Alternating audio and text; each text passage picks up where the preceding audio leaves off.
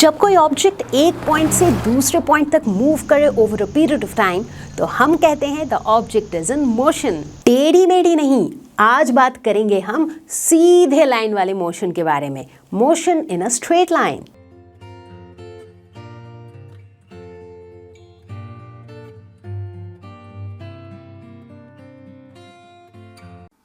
Hello everyone, मुझे उम्मीद है कि आप सभी अच्छे हैं और आज मैं लेकर आई हूं class 11 physics motion in a straight line.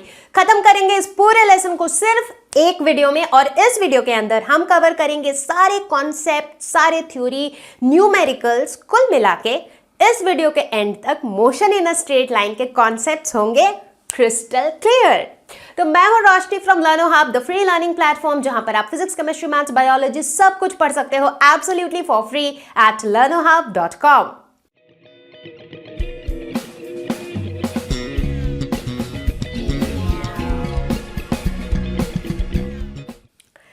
तो क्या पढ़ेंगे हम? Motion in a straight line.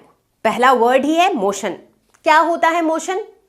यार जूनियर क्लासेस से पढ़ा है हमने कि change in position with time. जब कोई भी ऑब्जेक्ट अपने पोजीशन को टाइम के साथ साथ चेंज करता है तो हम कहते हैं कि that the object is in motion. आसपास देखो, बहुत सारी चीजें दिखेंगी which are in motion. Look at a moving car, जा रही है गाड़ी, उसकी पोजीशन चेंज हो रही है with time. Look at the moving blades of the fan, move हो रही है उनकी position with time, so they are in motion. Motion of an object is always with respect to a frame of reference. अब ये बहुत important है, किसी भी ऑब्जेक्ट का जो मोशन है वो हमेशा एक फ्रेम ऑफ रेफरेंस के रिस्पेक्ट में होता है। इसका मतलब क्या हुआ? एग्जाम्पल लेते हैं।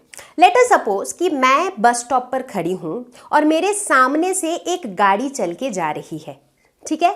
तो मुझे क्या दिखेगा? The car is moving, the car is in motion, ठीक है? मेरा फ्रेम ऑफ रेफरेंस क्या है? ग्राउंड, क्योंकि मैं तो ग्राउंड पे खड़ी हूं, राइट? अब मान लो कि मैं इस मूविंग कार के अंदर बैठी हूं, अब मुझे क्या दिखेगा? अब चूंकि मैं कार के अंदर बैठी हूं तो मुझे कार तो मूव करता हुआ दिख नहीं रहा है, बट मुझे क्या दिख रहा है? कार की खिड़की में से मुझे यह दिख रहा है कि बाहर की जो चीजें हैं वो सारी चीजें मूव हो रही हैं। बाहर के पेड़ पौधे, लैंप पोस्ट, सब कुछ मुझे पीछे की तरफ मूव करता हुआ दिखेगा। तो इस केस में मेरा फ्रेम ऑफ रेफरेंस क्या है? मूविंग कार, जहां पर मैं बैठी हूं। सो मोशन जो है वो हमेशा एक फ्रेम ऑफ रेफरेंस के रिस्पेक्ट में होता है। तो आज इस लेसन में हम बात करने वाले हैं motion in a straight line. क्या मोशन हमेशा स्ट्रेट लाइन में होता है? हर कुछ, सारी चीजें क्या बिल्कुल स्ट्रेट लाइन में मूव करती हैं? नहीं यार, ऐसा कुछ भी नहीं है। अब इस टॉय कार को ही देख लो, इसका मूड करेगा तो ये यूं सीधा सीधा चलेगा, इसका मूड करेगा तो ये यूं यूं यूं यूं चलेगा, ये गोल गोल घूमेगा, कैसे भी चलेगा, इसकी मर्जी, right? So but in this particular video हम बात करेंगे motion in a straight line. जब कोई भी ऑब्जेक्ट बिल्कुल स्ट्रेट लाइन में मूव करती है तो उसे हम कहते हैं रेक्टिलिनियर मोशन। लीनियर का मतलब क्या होता है? Straight line, right? तो इस मोशन का हमने एक स्पेशल नाम दिया है and that is rectilinear motion.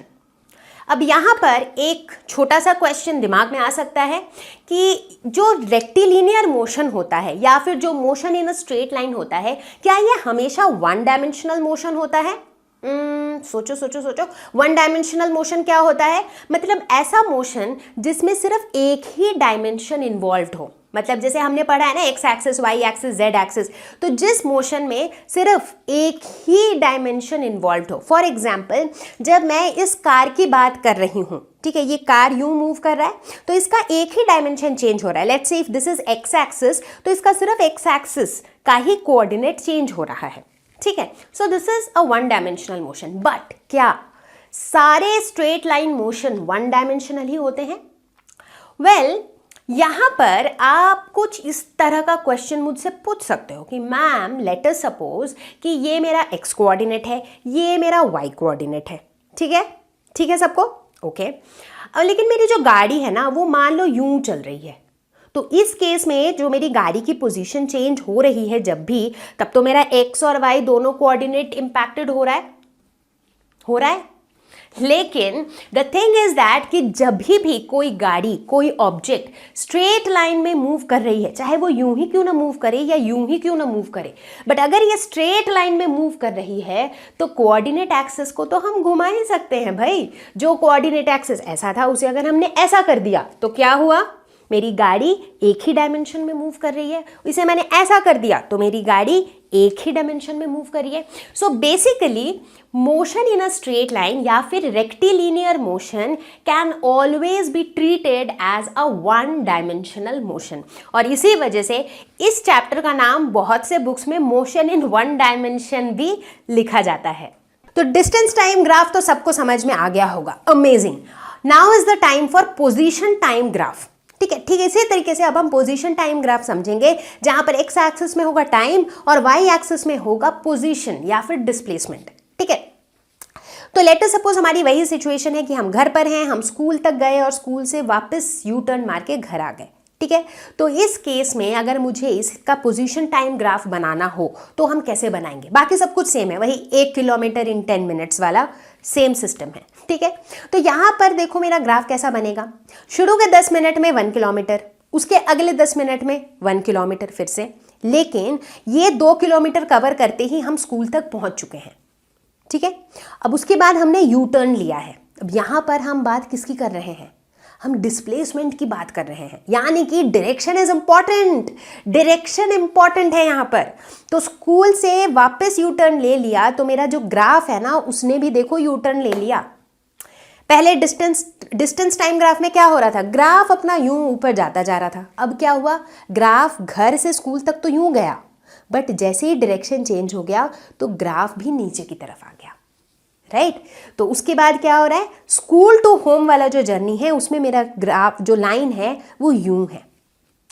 ठीक है, तो सिचुएशन बिल्कुल सेम है, बट उसी सिचुएशन का डिस्टेंस टाइम ग्राफ और पोजीशन टाइम ग्राफ जो है वो अलग अलग है। और क्यों अलग है वो सबको समझ में आ गया, क्योंकि पोजीशन टाइम ग्राफ में डायरेक्शन इज ऑल्सो इंपॉर्टेंट। ठीक है, तो अब हम क्या करेंगे, अब हम मैथमेटिकली इस पोजीशन टाइम ग्राफ का स्लोप निकालेंगे। ठीक है, डिस्टेंस टाइम ग्राफ का स्लोप हमें क्या देता है, स्पीड। पोजीशन टाइम ग्राफ का स्लोप हमें क्या देगा, खुद से गेस करो, वेलोसिटी ऑब्वियसली। राइट, क्योंकि position, rate of change of position with time is velocity. Right, तो चलो इसका स्लोप निकालते हैं मैथमेटिकली और देखते हैं कैसे हमें वेलोसिटी मिलती है। तो जिस तरह से हमने देखा था कि डिस्टेंस टाइम ग्राफ का स्लोप हमें बताता था स्पीड, उसी तरह हम देखेंगे कि जब हम पोजीशन टाइम ग्राफ के स्लोप की बात करेंगे तो हमें मिल जाएगा वेलोसिटी। ठीक है, तो चलो अब इसी एग्जाम्पल के साथ कंटिन्यू करेंगे ग्राफिकली। ठीक है, तो लेट्स से कि ये जो पॉइंट है ना, ये पॉइंट डिनोट करता है मेरी जर्नी जो होम से स्टार्ट होती है। राइट, तो बेसिकली मेरी जर्नी कैसी थी, मेरी जर्नी कुछ ऐसी थी कि मैंने घर से शुरू किया, घर से निकलकर मैं कहाँ गई, मैं गई स्कूल, और उसके बाद क्या किया, स्कूल के बाद जो है मैं वापस आ गई घर। तो मेरी जर्नी कुछ इस तरह की है। ठीक है, अब इस ग्राफ को देखते हैं। सो लेट अस से कि ये है होम, ये पॉइंट डिनोट कर रहा है होम, ये पॉइंट डिनोट कर रहा है स्कूल, और ये पॉइंट वापस होम। ठीक है, तो चूंकि यहां पर हम पोजीशन की बात कर रहे हैं, राइट, तो मान लो जो घर था वो मैंने उसको अपना मतलब बेस लाइन मान लिया। तो जब घर से शुरू किया तो मेरी पोजीशन क्या थी, 0, क्योंकि मैं घर पर ही हूं। जैसे जैसे घर से दूर जाती गई स्कूल की तरफ तो मेरा पोजीशन जो है वो घर से दूर होता गया। बाद में वापस स्कूल से जैसे जैसे घर के पास आती गई तो मेरा पोजीशन घर के पास आता जा रहा है। करेक्ट, और फाइनली फिर से मेरा पोजीशन हो गया 0, क्योंकि मैं घर पर पहुंच चुकी हूँ। ठीक है, इसीलिए जो मेरी वाई एक्सिस है, जिसे जहां पर मैं डिनोट कर रही हूं डिस्प्लेसमेंट, वो देखो 0 से स्टार्ट हो रहा है, बढ़ रहा है अप टू 2, और उसके बाद वापस आ जा रहा है 0 पर। ठीक है, ये तो सबको क्लियर होगा। ठीक है, अब इसकी हम स्लोप निकालते हैं। ठीक है, तो यहाँ का जो मेरा ग्राफ है ये, इसमें बेसिकली 2 लाइन्स हैं। राइट, तो सबसे पहले हम बात करते हैं होम टू स्कूल की। ठीक है, यानी कि इस वाले लाइन की। तो इस वाले लाइन की लेट्स से अगर ये एंगल मेरा θ1 है, ठीक है, तो इस केस में अगर मैं वेलोसिटी निकालूं तो मेरा जो स्लोप होगा दैट इज tan θ1। ठीक है, और हम स्लोप कैसे निकाल सकते हैं, tan थीटा 1 के कॉरस्पॉन्डिंग जो y और x की वैल्यूज है, तो इसे हम क्या लिख सकते हैं, S2 minus S1 divided by T2 minus T1, correct. तो S2 क्या है, S2 फाइनल है 2 और स्टार्ट हुआ था 0 से, तो यानी कि 2 माइनस 0 डिवाइडेड बाई T2 क्या है, फाइनल है 20 और शुरू हुआ था 0 से, तो ये हो जाएगा 20 माइनस 0, तो यानी कि ये हो गया 1/10। तो मैं ना अभी यूनिट्स पे इतना फोकस नहीं कर रही हूँ, बट प्लीज रिमेंबर कि units is also there. So let's see if this is in kilometre, ये सारे वैल्यूज अगर किलोमीटर पे हैं, एंड लेट्स से कि ये वाले वैल्यूज अगर मिनट्स पे हैं, तो अकॉर्डिंगली आपको यहाँ पर भी यूनिट्स डालने हैं या फिर चेंज भी करने हैं, ठीक है। तो अभी आप कॉन्सेप्ट को समझो। तो ये मैंने स्लोप निकाला, विच मीन्स कि घर से स्कूल जाने की जो मेरी वेलोसिटी है दैट इज 1/10, ठीक है, किलोमीटर पर मिनट, ठीक है। अब बात करते हैं स्कूल टू होम, यानी कि ये स्कूल से जो हम घर वापस आ रहे हैं उस वाले लाइन की स्लोप निकालते हैं, ठीक है। तो मैंने क्या कहा था, ये है मेरी लाइन, तो हम जो मेजर करते हैं ना थीटा, सो लेट अस से हमने ये वाला थीटा को लेंगे, राइट, क्योंकि एंटी क्लॉकवाइज लेना है। तो so how much is this theta, तो ये वाली जो थीटा है ना that is basically tan of, ये पूरा 180 है, 180 माइनस ये वाला एंगल जो कि एक्यूट एंगल है, so basically this is tan of 180 minus theta 2। So let's say if this angle is theta 2, ठीक है। अब tan 180 माइनस थीटा कितना होता है, ट्रिग्नोमेट्री, जिन लोगों ने मेरे साथ ट्रिग्नोमेट्री पढ़ा है उन्हें ये चीजें पता होंगी कि कौन से क्वाड्रेंट में, याद है ट्रिग्नोमेट्री में पढ़ा था ऑल साइन टैन कॉस, पढ़ा था ना, ऐड शुगर टू कॉफी। तो अब सेकेंड क्वाड्रेंट में जो tan की वैल्यू होती है वो नेगेटिव होती है, तो tan 180 माइनस थीटा 2 हो जाएगा माइनस tan थीटा 2, ठीक है। तो ये जो है मेरी क्या हो जाएगी, अब इसको भी ऐसे ही करो, एक माइनस साइन लग गया है यहाँ पर, राइट। अब इसको हम लिख सकते हैं S2 माइनस S1, मतलब इस वाले लाइन की अगर हम बात करें, ठीक है, तो ये हो जाएगा 2 माइनस 0 डिवाइडेड बाई 20 माइनस 0, उसी लॉजिक से। तो यहाँ पर हम क्या देखेंगे, ये हमें मिल जाएगा -1/10, ठीक है। तो इससे हमें क्या पता चल रहा है कि घर, स्कूल से जब घर हम आ रहे हैं तो जो मेरी स्लोप है दैट इज नेगेटिव। अब नेगेटिव स्लोप के बारे में थोड़ा सा डिटेल में अभी हम डिस्कस करने वाले ही हैं, ठीक है, तो टेंशन मत लो। अब अगर मैं पूछ रही हूँ कि यार ठीक है, मुझे ये तो समझ आ गया कि होम टू स्कूल का वेलोसिटी कितना है और स्लोप कैसे निकालना है, स्कूल टू होम का कैसे निकालना है, बट मैं इंटरेस्टेड हूँ कंप्लीट जर्नी में। मुझे ये नहीं जानना है कि घर से स्कूल का क्या हुआ, स्कूल से घर का क्या हुआ, मुझे तो कंप्लीट जर्नी से मतलब है।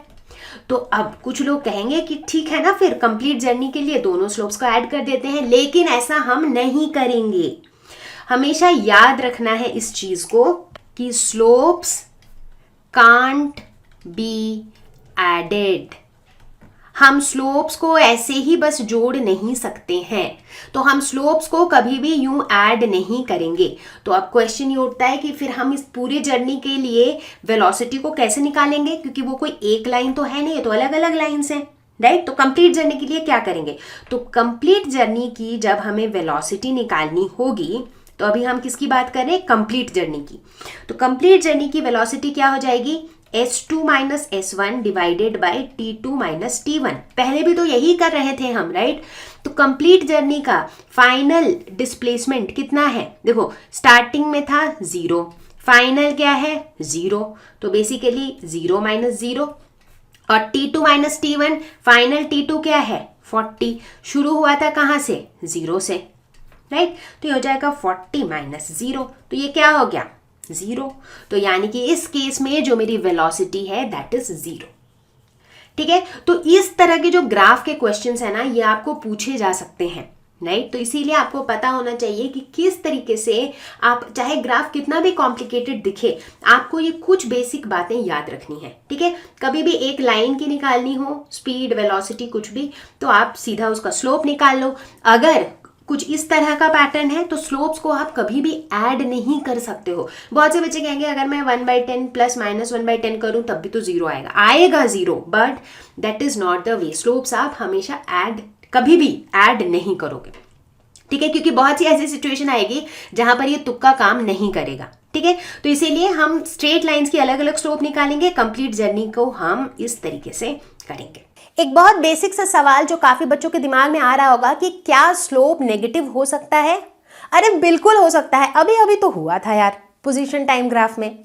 तो नेगेटिव स्लोप बिल्कुल हो सकता है। और नेगेटिव स्लोप का मतलब क्या होता है? नेगेटिव स्लोप का मतलब ये होता है कि भाई स्लोप किसका है? एक लाइन का है, और वो लाइन जो है वो किसी दो वेरिएबल्स के बीच का लाइन है। As in for example position time graph में पोजीशन और टाइम, इन दोनों चीज़ों के बीच का जो रिलेशन है वो बता रहा है वो लाइन। ठीक है, तो अगर स्लोप नेगेटिव है इसका मतलब है कि अगर एक क्वांटिटी बढ़ रही है तो दूसरी क्वांटिटी घट रही है, ऐसे केस में स्लोप नेगेटिव होता है। बोलने का मतलब कि अगर मेरा टाइम बढ़ रहा है और पोजीशन भी बढ़ रहा है तो उस केस में मेरा स्लोप कैसा होगा? पॉजिटिव होगा। जैसे कि अभी अभी जो पोजीशन टाइम ग्राफ हमने बनाया था उसके अंदर हमने देखा कि जब हम घर से स्कूल की तरफ जा रहे थे तो मेरा पोजीशन बढ़ रहा था, क्योंकि घर से हम दूर जा रहे थे तो मेरा पोजीशन बढ़ रहा था और टाइम भी बढ़ रहा था, तो मेरा स्लोप कैसा था? पॉजिटिव।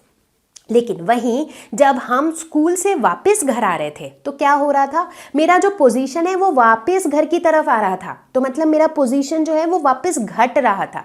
तो टाइम तो इंक्रीज हो रहा था लेकिन मेरा पोजीशन डिक्रीज हो रहा था। तो इसीलिए ये वाला जो लाइन है इसका स्लोप क्या है? नेगेटिव है।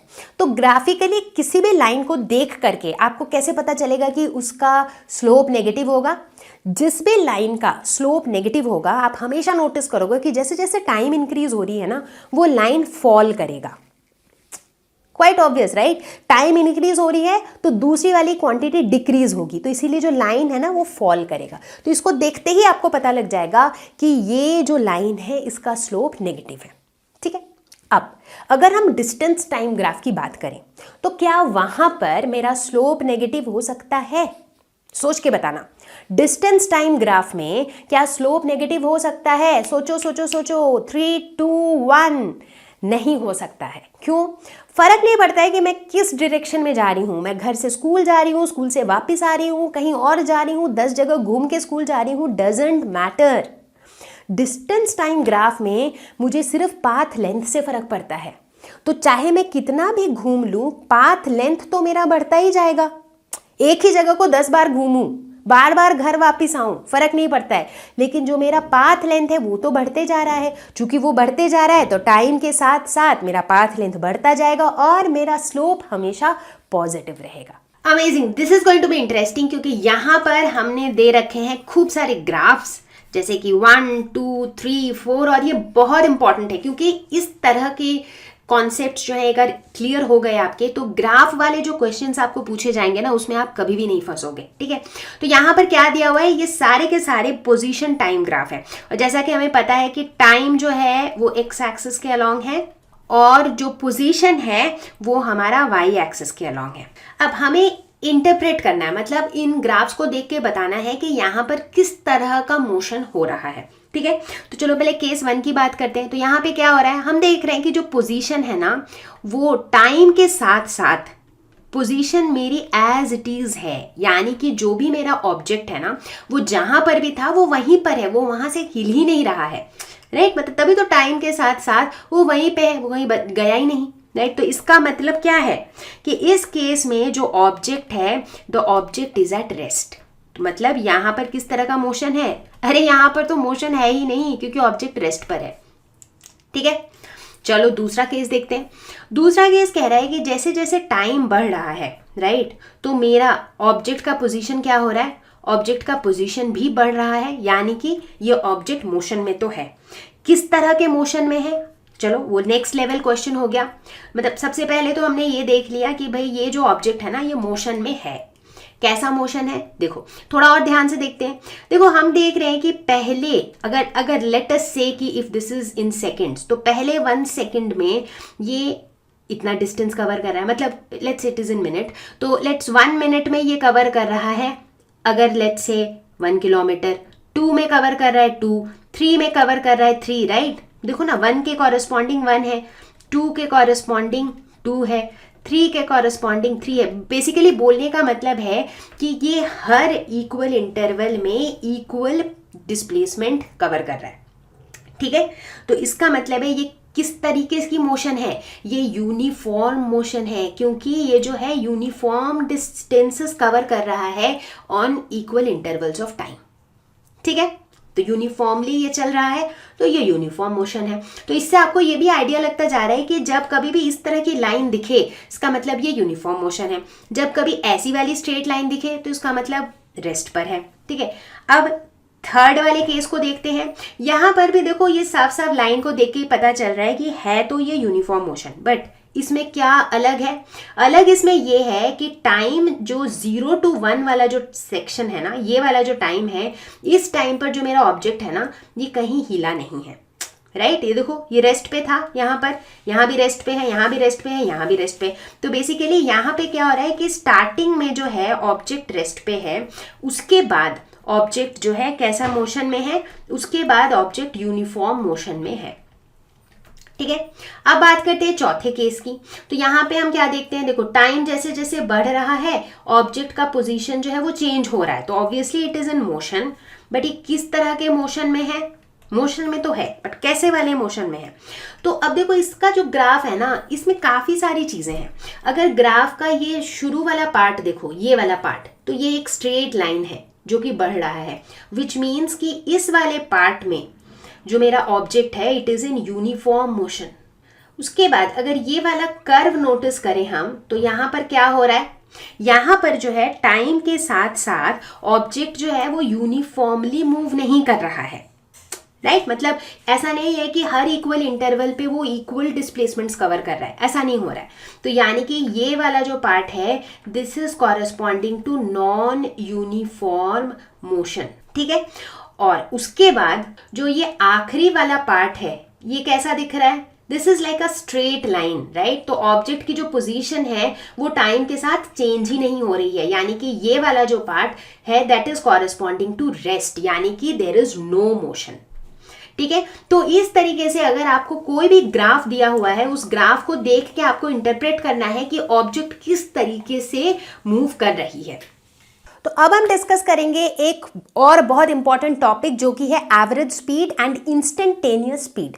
ये एक ऐसा टॉपिक है जहां पर बच्चे बहुत ज़्यादा कंफ्यूज होते हैं, बट आज सारी कंफ्यूजन दूर हो जाएगी। ठीक है, तो शुरू करते हैं एवरेज स्पीड से। एवरेज स्पीड क्या होता है? ये होता है total distance covered in a given interval of time. इस वर्ड्स पे ध्यान देना। एवरेज स्पीड की जब भी हम बात करते हैं तो हम एक इंटरवल ऑफ टाइम की बात करते हैं। ठीक है, इस 10 मिनट के जर्नी के अंदर कितना एवरेज स्पीड रहा, तो बेसिकली हम एक टाइम इंटरवल की बात करते हैं। ठीक है, तो मैं मान लो एग्जांपल लेते हैं। लेट्स से कि मैं घर से स्कूल जा रही हूँ। ठीक है, बस यही मेरा ठिकाना है, स्कूल जाना। तो मैं घर से स्कूल जा रही हूँ, एग्जाम है, बट बीच में मुझे दुकान से लेट्स से कुछ खरीदना है, पेन खरीदना है। ठीक है, तो मैं घर से पहले दुकान जाऊँगी, फिर दुकान से स्कूल जाऊँगी। ठीक है, अब ऐसा हो सकता है कि जब घर से मैं दुकान जा रही हूँ तो मैं बड़े आराम से जा रही हूँ। ठीक है, बहुत टाइम है मेरे पास। ठीक है, तो मेरी स्पीड कम है। दुकान में जब पेन लिया फिर सडनली रियलाइज़ किया कि अब टाइम ज़्यादा नहीं है, तो भाग भाग के स्कूल पहुंची। तो मतलब दुकान के बाद से स्कूल तक का जो डिस्टेंस था वहाँ पर मेरी स्पीड बहुत ज़्यादा थी। अब अगर मैं इस पूरे कंप्लीट जर्नी की बात करूँ तो मेरी कंप्लीट जर्नी कहाँ से कहाँ तक है? घर से स्कूल तक है। तो इसका शुरू का रास्ता स्पीड कम था, बाद के रास्ते में स्पीड ज़्यादा था। तो बेसिकली कहीं स्पीड कम कहीं ज़्यादा ऐसा हो सकता है। बट अगर मैं पूछूं कि इस ओवरऑल जर्नी में एवरेज स्पीड क्या था, तो मैं क्या पूछना चाह रही हूँ? मैं ये पूछना चाह रही हूँ कि अगर हम ये एज्यूम करें कि भाई हमेशा तुम्हारा स्पीड सेम था, तो वो स्पीड क्या थी? उसी को हम बेसिकली एवरेज स्पीड कहना चाह रहे हैं। और इसे हम मैथमेटिकली कैलकुलेट कैसे करते हैं? हम कहते हैं कि जो टोटल डिस्टेंस कवर्ड है, यानी कि तुम्हारे घर से तुम्हारे स्कूल तक का जो टोटल डिस्टेंस तुमने कवर किया, divided by the total time taken, मतलब घर से लेके स्कूल तक पहुंचने में जो टोटल टाइम टेकन था उससे डिवाइड कर दो, तो जो तुम्हें मिलेगा that is your average speed. ठीक है, अब बात करते हैं इंस्टेंटेनियस स्पीड की। नाम से ही पता चल रहा है इंस्टेंट, मतलब एक इंस्टेंट ऑफ टाइम पर स्पीड कितनी है। जैसे मान लो मैं ये पूछती हूँ कि ये बताओ जब तुम उस मोड़ पे खड़े थे उस टाइम पर तुम्हारी स्पीड क्या थी? जब तुम उस दुकान के पास थे उस टाइम पर तुम्हारी स्पीड क्या थी? जब तुम स्कूल के गेट पे पहुँचने वाले थे तब तुम्हारी स्पीड क्या थी? तो बेसिकली इस केस में मैं ये जानना चाह रही हूँ कि एक पर्टिकुलर इंस्टेंट ऑफ टाइम पर तुम्हारी स्पीड क्या थी। So that is called instantaneous speed. ठीक है, तो लॉजिकली सबको समझ आ गया what is average speed, what is instantaneous speed. तो घर से जो शॉप का जो डिस्टेंस है दैट इज 500 मीटर्स, शॉप से स्कूल जो है दैट इज 1 किलोमीटर अवे। ठीक है। सो 1 किलोमीटर इज बेसिकली 1000 मीटर्स, क्योंकि यूनिट्स को भी चेंज कर लेते हैं, अदरवाइज बाद में कैलकुलेशन में दिक्कत आएगी। अब घर से शॉप जाने में मुझे टाइम लगा 5 मिनट्स, शॉप से स्कूल जाने में मुझे टाइम लगा 6 मिनट्स। ठीक है, तो अब जो है मैं इस पूरे जर्नी की, मतलब पूरे कंप्लीट जर्नी की अगर बात करूं, तो इस कंप्लीट जर्नी के अंदर जो एवरेज स्पीड है वो मैं निकालना चाहती हूं। तो एवरेज स्पीड हम कैसे निकालते हैं? इस पूरे जर्नी के अंदर total distance travelled divided by total time taken, ऐसे ही निकालते हैं हम। तो इसमें टोटल डिस्टेंस हमने कितना कवर किया है? 500 metre plus 1000 metre, right, divided by total time कितना लगा है?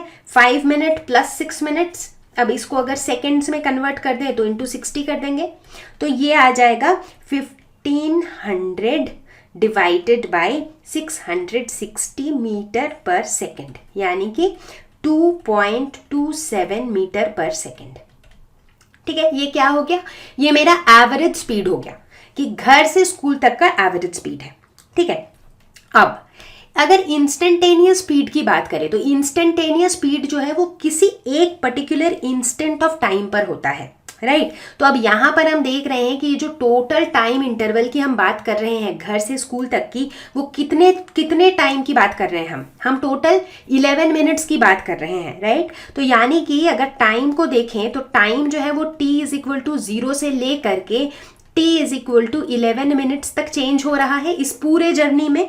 ठीक है, अब मैंने कहा कि नहीं, मुझे जो है एक पर्टिकुलर इंस्टेंट में, let's say at t=2 minutes पे स्पीड क्या है, मुझे ये निकालना है।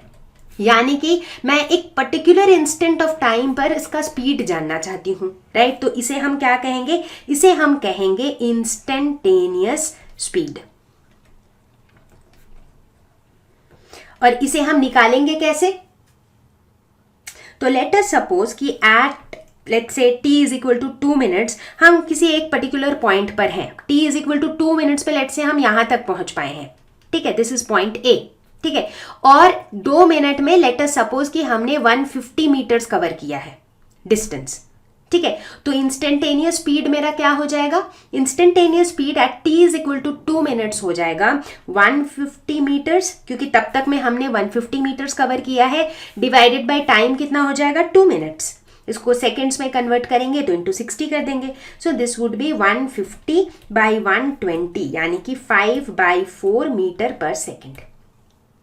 ठीक है, तो सबको समझ में आ गया फर्क? एवरेज स्पीड मतलब एक टाइम इंटरवल पे, जैसे यहाँ पे टोटल 11 मिनट्स का जो टाइम इंटरवल है, ये टोटल टाइम इंटरवल में कितना एवरेज स्पीड है, सो उसे हम कैलकुलेट करेंगे total distance by total time. Instantaneous speed मतलब एक पर्टिकुलर इंस्टेंट ऑफ टाइम पर स्पीड कितनी है। तो उस केस में हमें सिर्फ इतना जानना है कि उस टाइम तक हमने कितना डिस्टेंस कवर किया है, डिवाइडेड बाय उतना टाइम। क्लियर? ठीक इसी तरीके से हम बात करते हैं average velocity and instantaneous velocity की। ये बिल्कुल सेम कॉन्सेप्ट है। एवरेज वेलोसिटी मतलब total displacement in a given interval of time, मतलब total displacement by total time taken. Instantaneous velocity मतलब velocity at a given instant of time, तो displacement covered in a given instant of time, वो हो जाता है instantaneous velocity. तो सब कुछ बिल्कुल सेम रहेगा जैसा एवरेज और इंस्टेंटेनियस स्पीड के केस में था, सिर्फ 2 चीज़ें अलग रहेंगी। पहला तो ये कि यहाँ पर हम वेलोसिटी की बात कर रहे हैं, इसीलिए ये वेक्टर है, तो डायरेक्शन इन्वॉल्व हो जाएगा, इसीलिए जो वेलोसिटी की वैल्यू है वो कभी पॉजिटिव कभी नेगेटिव होगी। ठीक है, दूसरा चेंज ये कि यहाँ पर हम डिस्टेंस की बात नहीं करेंगे, यहाँ पर हम डिस्प्लेसमेंट की बात करेंगे। अमेजिंग। तो इसी के साथ अब हम शुरू करेंगे हमारी अगली quantity which is acceleration. Yes, तो सबसे पहले ये बताओ कि कितने लोगों को गाड़ी चलानी आती है? चलो हाथ खड़े करो। ऐसे मैं भी बहुत कॉन्फिडेंटली हाथ खड़ा कर नहीं सकती क्योंकि मुझे गाड़ी चलानी तो आती है, बट इतनी कॉन्फिडेंट नहीं हूँ कि मैं अकेले रोड पर गाड़ी चला लूँ। एनीवेज, तो अगर आप कभी भी कार के अंदर बैठे हो तो आप नोटिस किए होंगे कि जब रास्ता बिल्कुल खाली होता है, ट्रैफिक नहीं होता है, तो गाड़ी जो है ना एकदम तेज़ी से चलती है, राइट। और वहीं जब बहुत सारा ट्रैफिक के बीच में आप फंस जाते हो तो आपकी गाड़ी कैसे चलती है, ढुकुर ढुकुर चलती है, बहुत धीरे धीरे चलती है। तो बेसिकली हमने ये नोटिस किया है कि जो गाड़ी की जो रफ्तार है, कितनी तेजी से गाड़ी चल रही है, ये चेंज होती रहती है। और यहीं पे हम बात करते हैं एक्सेलरेशन की। तो acceleration is rate of change of velocity. तो सभी लोग अपने आंख कान सब खोल के सुन लो कि acceleration is not rate of change of speed, it is the rate of change of velocity. Velocity time के साथ साथ कितनी तेजी से चेंज हो रहा है, दैट इज एक्सेलरेशन। और acceleration is a vector quantity. तो बेसिकली थोड़ी देर पहले हमने देखा था कि वेलोसिटी क्या होता है, change of displacement with time. तो वेलोसिटी का डिस्प्लेसमेंट से जो रिलेशन है, एक्सेलरेशन का वेलोसिटी से वही रिलेशन है। ठीक है, तो उस लॉजिक से याद करो, थोड़ी देर पहले हमने देखा था कि पोजीशन टाइम ग्राफ का जो स्लोप होता था वो क्या देता था हमें, वेलोसिटी। तो अगर मैं वेलोसिटी टाइम का ग्राफ बनाऊं तो इसका स्लोप मुझे क्या देगा, एक्सेलरेशन। एग्जैक्टली। तो चलो देखते हैं कि किस तरह से हम वेलोसिटी टाइम ग्राफ से एक्सेलरेशन निकालते हैं। तो चलो अब सीखते हैं कि किस तरह से वेलोसिटी टाइम ग्राफ से हम एक्सेलरेशन को कैलकुलेट करते हैं। तो सबसे पहले तो देखते हैं कि हमारी सिचुएशन क्या है। सिचुएशन यही है कि ये मेरा होम है, होम से हम पहले जा रहे हैं शॉप, और शॉप से हम जा रहे हैं स्कूल। ठीक है, और हमें ये पता है कि घर से जो शॉप है that is 1 kilometre away, shop से जो स्कूल है दैट इज 2 किलोमीटर अवे। अब घर से शॉप जाने में हमें टाइम लग रहा है 10 मिनट्स। इसे आवर में कन्वर्ट कर लेते हैं, which is 1/6 hour. 60 minutes is 1 hour, so 10 minutes will be 10/60 hour. Shop से स्कूल जाने में हमें टाइम लगता है 12 मिनट्स। इसे भी आवर में चेंज कर लेते हैं, 12/60 यानी कि 1/5 आवर। ठीक है, ये मेरा सिचुएशन है। ठीक है, अब हम यहाँ पर पहला केस डिस्कस करेंगे जिसमें हम कह रहे हैं कि यूनिफॉर्मली इंक्रीजिंग वेलोसिटी, कि जो वेलोसिटी है वो यूनिफॉर्मली इंक्रीज हो रही है। जो हमें किससे पता चल रहा है, इस ग्राफ से पता चल रहा है। देखो ये स्ट्रेट लाइन है ना। अब एक्स एक्सिस के अबाउट हमने लिया है टाइम, और वाई एक्सिस के अबाउट हमने क्या लिया है, वेलोसिटी। राइट, तो हमने अभी अभी क्या सीखा कि वेलोसिटी टाइम ग्राफ का जो स्लोप होता है वो हमें एक्सेलरेशन देता है। ठीक उसी तरह जैसे पोजीशन टाइम ग्राफ का स्लोप हमें वेलोसिटी देता है। ठीक है, तो यहाँ पर हम क्या करेंगे, लेट अस से ये वाला जो पॉइंट है ये डिनोट करता है हमारा होम, ये वाला पॉइंट डिनोट करता है शॉप, और ये वाला जो पॉइंट है ये पॉइंट डिनोट करता है लेट से स्कूल। ठीक है, तो ग्राफिकली कुछ इस तरीके से डिनोट कर रहा है। ठीक है, तो सबसे पहले हम बात करते हैं होम टू शॉप की। ठीक है, यानी कि हम इस वाले लाइन की बात कर रहे हैं। ठीक है, तो यहाँ पे ये वाली जो जर्नी है इसकी acceleration let say a1 will be equal to tan of θ1, let say this is θ1। ठीक है, तो a1 क्या हो जाएगा, tan θ1। इसे हम क्या लिख सकते हैं, tan θ1 जो होगा इसको अगर हम ऐसे ज्वाइन कर दें, ठीक है, लेट्स से ये point is v1, let's say this point is t1, तो tan थीटा क्या हो जाएगा, v1 minus 0 divided by t1 minus 0। ऐसे तो होता है, v2 minus v1 divided by t2 minus t1, ऐसे ही निकालते हैं हम। तो ये हो जाएगा v1 बाई t1। तो ये हो गया मेरा एक्सेलरेशन घर से शॉप तक का। अब हम बात करते हैं अगले वाले जर्नी की, यानी कि शॉप टू स्कूल। तो इस जर्नी के लिए जो मेरा एक्सेलरेशन होगा a2 that will be equal to, इसको अगर डॉटेड लाइन से कर दें तो ये क्या हो जाएगा, दिस इज लेट्स से θ2। तो हम थीटा ऐसे ही लेते हैं ना हमेशा एंटी क्लॉकवाइज डायरेक्शन में। सो a2 क्या हो जाएगा, tan ऑफ θ2। ठीक है, अब ये θ2 कितना हो जाएगा, देखो इसे ऐसे करके ज्वाइन करो, उसी तरह इसे ऐसे ज्वाइन करो। ठीक है, तो लेट्स से ये जो है ये t2 है एंड लेट्स से दिस इज v2। ठीक है, तो ये tan ऑफ θ2 क्या हो जाएगा, देखो ट्रिग्नोमेट्री भी लगाओगे तो tan θ2 क्या हो जाएगा, परपेंडिकुलर जो कि इतना है बाय बेस जो कि इतना है। राइट, तो ये परपेंडिकुलर कितना है, this perpendicular is basically v2 minus v1। Simple maths, तो हो जाएगा v2 माइनस v1। उसी तरह बेस ये वाला कितना हो जाएगा, t2 माइनस t1, तो हो जाएगा t2 माइनस t1। तो ये हो जाएगा a2। तो अब मैंने ये निकाल लिया कि भाई इस वाले लाइन का स्लोप a1 है, इस वाले लाइन का स्लोप a2 है। ठीक है, अब मुझे किस चीज में इंटरेस्ट है, मुझे तो कंप्लीट जर्नी का एक्सेलरेशन चाहिए। तो हम क्या करेंगे, क्या हम स्लोप्स को ऐड कर दें, a1 प्लस a2 कर दें? नहीं करेंगे, क्योंकि हमने ऑलरेडी सीखा है कि slopes can not be added. तो जब हम कंप्लीट जर्नी की बात करेंगे और कंप्लीट जर्नी के एक्सेलरेशन की बात करेंगे तो हम क्या कहेंगे, हम कहेंगे फाइनल वेलोसिटी यानी कि v2। कंप्लीट जर्नी का जो फाइनल वेलोसिटी है दैट इज v2, और कंप्लीट जर्नी का जो इनिशियल वेलोसिटी है दैट इज 0, तो यानी कि v2 माइनस 0। और कंप्लीट जर्नी का जो फाइनल टाइम है दैट इज t2, और जो इनिशियल टाइम है दैट इज 0, तो ये हो जाएगा t2 माइनस 0, तो ये हो जाएगा v2 बाई t2। ठीक है, तो ये जो a है that is the acceleration of the overall journey. इस ओवरऑल जर्नी का ये एक्सेलरेशन है। ठीक है, तो इसका मतलब इस पूरी जर्नी में हो क्या रहा है, घर से शॉप जाने के दौरान एक कांस्टेंट एक्सेलरेशन है विच इज a1, शॉप से स्कूल जाते टाइम एक कांस्टेंट एक्सेलरेशन है विच इज a2, और अगर हम ओवरऑल कंप्लीट जर्नी की बात करें तो जो एक्सेलरेशन है that is a which is v2 by t2। ठीक है, अब इसी vt ग्राफ को देखते हुए और ये जो कैलकुलेशन हमने किया इसके बेसिस पर अगर हमें एक्सेलरेशन टाइम ग्राफ बनाना हो तो हम कैसे बनाएंगे, तो इसके अकॉर्डिंग अगर हम एक्सेलरेशन टाइम ग्राफ बनाएं कुछ इस तरीके से, तो टाइम को हम लेंगे एक्स एक्सिस और एक्सेलरेशन को हम लेंगे वाई एक्सिस। तो हम क्या देखते हैं कि घर से शॉप तक हमारा एक कांस्टेंट एक्सेलरेशन है which is v1 by t1, यानी कि एक्सेलरेशन 0 कभी भी नहीं है, एक्सेलरेशन स्टार्टिंग से ही एक पॉजिटिव कोई वैल्यू है विच इज कांस्टेंट। ठीक है, और वो कब तक कांस्टेंट है, अप टू टाइम t1, 0 से लेकर के t1 तक, तभी ना देखो 0 से लेकर के इस टाइम से लेकर के इस टाइम तक एक्सेलरेशन कांस्टेंट है। तो लेट अस से इफ दिस इज t1, तो 0 से लेकर के t1 तक मेरा एक्सेलरेशन कांस्टेंट है and this constant value is v1 by t1। ठीक है, उसके बाद क्या हो रहा है, t1 से लेकर के t2 तक मेरा एक्सेलरेशन का फिर से एक कांस्टेंट वैल्यू है विच इज a2। करेक्ट, मतलब कि t1 से लेकर के let's say this is t2, t1 से t2 तक एक्सेलरेशन का फिर से एक कांस्टेंट वैल्यू है and that value is let's say a2। तो मेरा at का जो ग्राफ होगा यानी कि एक्सेलरेशन टाइम ग्राफ जो होगा वो ग्राफ कुछ ऐसा दिखेगा, राइट, जिसमें एक्सेलरेशन जो है पहले a1 है 0 टू t1 तक, उसके बाद a2 है फ्रॉम t1 टू t2।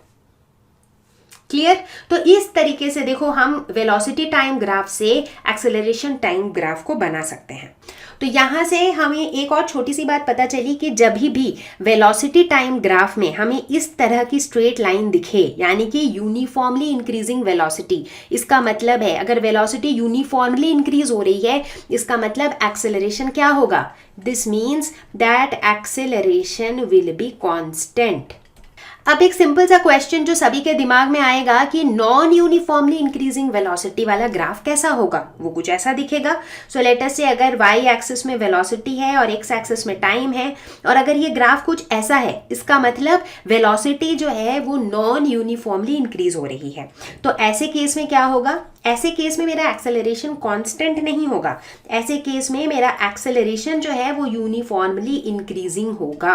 तो इस केस में अगर हम एक्सेलरेशन टाइम ग्राफ को बनाएंगे तो वो कैसा दिखेगा, वो यूं बनेगा, क्योंकि वेलोसिटी नॉन यूनिफॉर्मली इंक्रीज हो रही है विच मीन्स एक्सेलरेशन जो है वो भी इंक्रीज हो रही है, कैसे, यूनिफॉर्मली। क्लियर, तो इसको हम देखेंगे बाद में जब इन्हें ना हम डिफरेंशिएशन इंटीग्रेशन से मैथमेटिकली भी करेंगे तो हम इन्हें प्रूव कर पाएंगे कि इस ग्राफ से ऐसा ग्राफ क्यों आता है। ठीक है, but it is very important कि आपको ये ध्यान रहे कि किस तरह का वेलोसिटी टाइम ग्राफ हमें किस तरह का एक्सेलरेशन देता है। ठीक है, अब हम कुछ ऐसे एग्जाम्पल्स लेते हैं जहां पर एक्सेलरेशन होता है गोल, यानी कि एक्सेलरेशन होता है 0। कार एट रेस्ट, अगर ऑब्जेक्ट रेस्ट पे है मतलब वो मोशन पे है ही नहीं भाई, उसका वेलोसिटी 0 है। तो जब वेलोसिटी ही 0 है तो एक्सेलरेशन क्या होगा, 0 ही होगा, राइट। एक दूसरा एग्जाम्पल हो सकता है कि लेट्स से एक कार है जो मूव कर रही है with a velocity but it is moving with uniform velocity, मतलब उसकी जो वेलोसिटी है ना वो कांस्टेंट है, वेलोसिटी बढ़ घट नहीं रही है, वो बिल्कुल सेम वेलोसिटी के साथ मूव कर रहा है। तो इस केस में एक्सेलरेशन कितना होगा? 0, क्योंकि एक्सेलरेशन क्या होता है? Rate of change of velocity. अब जब वेलोसिटी चेंज ही नहीं हो रही है तो एक्सेलरेशन कहाँ से आएगा? तो इस केस में भी मेरा एक्सेलरेशन हो जाएगा 0। अब एक्सेलरेशन के केस में भी हम एवरेज एक्सेलरेशन और इंस्टेंटेनियस एक्सेलरेशन की बात करेंगे। एवरेज एक्सेलरेशन कॉन्सेप्ट वही है, जब एक इंटरवल ऑफ टाइम में हम rate of change of velocity देखते हैं, मतलब एक कंप्लीट जर्नी की जब हम बात करते हैं, एक टाइम इंटरवल की जब हम बात करते हैं, तो उसका जो total rate of change of velocity है दैट इज एवरेज एक्सेलरेशन। और दूसरी तरफ जब हम एक पर्टिकुलर इंस्टेंट ऑफ टाइम पे rate of change of velocity देखते हैं दैट इज इंस्टेंटेनियस एक्सेलरेशन। तो अब यहाँ पर हमारे पास बहुत सारे वेलोसिटी टाइम ग्राफ्स दिए हुए हैं और हमें इन्हें इंटरप्रेट करना है। तो बेसिकली वाई एक्सिस में है वेलोसिटी और एक्स एक्सिस के अबाउट है टाइम। तो अब इन्हें देखते हुए हमें बताना है कि मोशन कैसा होगा, एक्सेलरेशन कैसा होगा। इनफैक्ट हम ये भी बता सकते हैं कि इन ग्राफ्स को देखकर कि इनका कॉरस्पॉन्डिंग पोजीशन टाइम ग्राफ कैसा होगा। ठीक है, चलो शुरू करते हैं केस 1 से। यहाँ पर हम क्या देख रहे हैं कि जो वेलोसिटी है वो यूनिफॉर्मली इंक्रीज हो रही है विथ टाइम। जैसे जैसे टाइम बढ़ रहा है वेलोसिटी भी बढ़ रही है यूनिफॉर्मली। ठीक है, तो यहाँ पर हम मोशन के बारे में क्या कह सकते हैं कि मोशन जो है वो मेरा पॉजिटिव है। ऑब्वियसली पॉजिटिव डायरेक्शन में टाइम बढ़ रहा है तो मोशन भी हो रही है। एक्सेलरेशन की बात अगर हम करें तो एक्सेलरेशन मेरा कैसा होगा? एक्सेलरेशन भी पॉजिटिव होगा क्योंकि चूंकि वेलोसिटी जो है वो बढ़ रही है विथ टाइम, और ऐसे केस में मेरा एक्सेलरेशन होगा कांस्टेंट क्योंकि वेलोसिटी यूनिफॉर्मली बढ़ रही है। तो इसका मतलब जो dv/dt है, जो change in velocity with time है, दैट इज कांस्टेंट। ठीक है, तो ये दो चीजें हमें पता चली। इसके अलावा अगर मैं कहूँ कि इसका पोजीशन टाइम ग्राफ कैसा होना चाहिए था, क्योंकि पोजीशन टाइम ग्राफ से ही तो वेलोसिटी आता है, राइट? तो पोजीशन टाइम ग्राफ इसका कुछ ऐसा होना, अगर इधर पोजीशन है और इधर टाइम है तो पोजीशन टाइम ग्राफ जो है वो नॉन यूनिफॉर्म होना चाहिए, यानी कि टाइम के इंक्रीज के साथ साथ जो पोजीशन है वो नॉन यूनिफॉर्मली इंक्रीज हो रही थी, तभी तो वेलोसिटी जो है वो यूनिफॉर्मली इंक्रीज हो रही है, राइट? ठीक उसी तरीके से जब velocity time graph uniformly increase होती है तो एक्सेलरेशन कांस्टेंट हो जाता है, लेकिन जब velocity time graph non uniformly increase होती है तो मेरा एक्सेलरेशन कैसा हो जाता है? यूनिफॉर्मली इंक्रीजिंग हो जाता है, राइट? ये बिल्कुल एक दूसरे से लिंक्ड है, करेक्ट? तो चलो आगे बढ़ते हैं, केस 2 देखते हैं।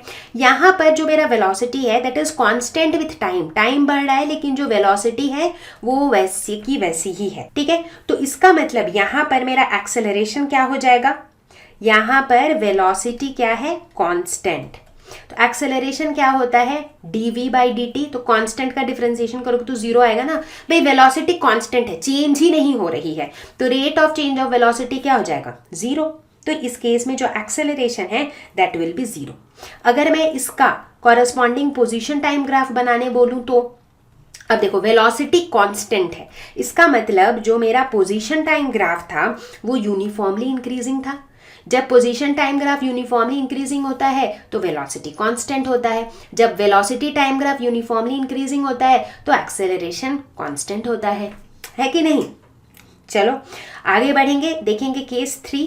यहाँ पर हम क्या देख रहे हैं कि जैसे जैसे टाइम बढ़ रहा है वैसे वैसे वेलोसिटी जो है वो डिक्रीज हो रही है, बट ये स्ट्रेट लाइन है तो मतलब यूनिफॉर्मली डिक्रीज हो रही है। ठीक है, यानी कि जो चेंज इन वेलोसिटी है दैट इज नेगेटिव। तो यहाँ पर हमें क्या पता लग रहा है कि जो मोशन है वो तो पॉजिटिव हो रहा है, इन द सेंस कि वो पॉजिटिव डायरेक्शन में हो रहा है, लेकिन यहाँ पर जो एक्सेलरेशन है दैट इज नेगेटिव।